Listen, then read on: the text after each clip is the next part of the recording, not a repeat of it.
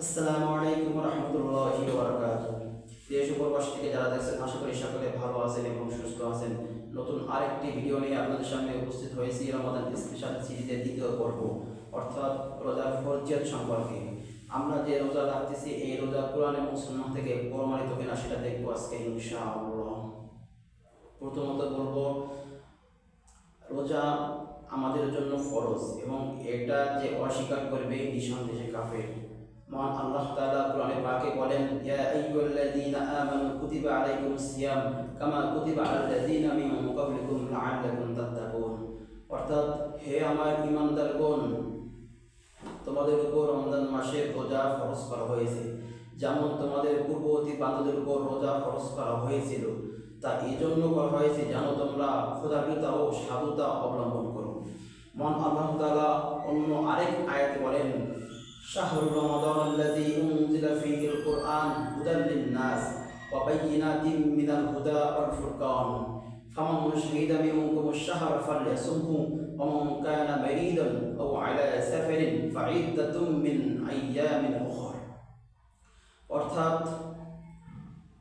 রমজান মাস ইহাতে মানুষের দিশারি এবং সৎ পথের স্পষ্ট নিদর্শন ও সত্যের পার্থক্য রূপে কোরআন অবতীর্ণ হইয়াছে। সুতরাং তোমাদের মধ্যে যাহারা এই মাস পাইবে, তাহারা যেন এই মাসে সিয়াম পালন করে, এবং কেহ অসুস্থ থাকিলে কিংবা সফরে থাকিলে অন্য সময় এই সংখ্যা পূরণ করিবে। হাদিসে সহিহ বুখারী থেকে রিওয়ায়াত আছে, আবু হুরায়রা রাদিয়াল্লাহু তাআলা আনহু থেকে বর্ণিত, তিনি বলেন, রাসূল সাল্লাল্লাহু আলাইহি ওয়াসাল্লাম বলেন, আল্লাহ তাআলা বলেছেন, রোজা ব্যতীত আদম সন্তানের প্রতিটি কাজই তার নিজের জন্য, কিন্তু রোজা আমার জন্য, তাই আমি এর প্রতিদান দেব রোজা ঢাল স্বরূপ। তোমাদের কেউ যেন রোজা পালনের দিন অশ্লীলতায় লিপ্ত না হয় এবং ঝগড়া বিবাদ না করে। কেউ যদি তাকে গালি দেয় অথবা তার সঙ্গে ঝগড়া করে, তাহলে সে যেন বলে, আমি একজন রোজাদার যার কবজায় মুহাম্মাদের প্রাণ, তার শপথ, রোজাদারের মুখের গন্ধ আল্লাহর নিকট মিষ্টির চাইতেও সুগন্ধ। রোজাদারের নিকট রয়েছে দুটি খুশি, যা তাকে খুশি করে। যখন সে ইফতার করে সে খুশি হয়, এবং যখন সে তার রবের সাথে সাক্ষাৎ করবে তখন রোজার বিনিময়ে আনন্দিত হইবে।